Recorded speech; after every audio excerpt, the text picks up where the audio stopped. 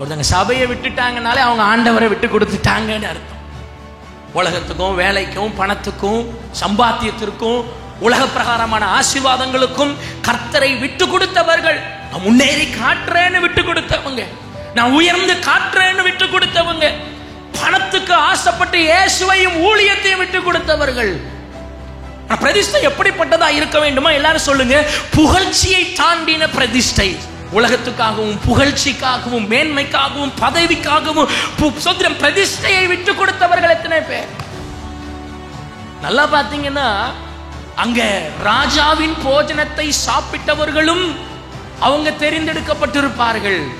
அதே நேரத்தில் ராஜாவின் போஜனத்தை சாப்பிடாம விரதம் காத்தவங்களும் தெரிந்தெடுக்கப்பட்டிருப்பாங்க.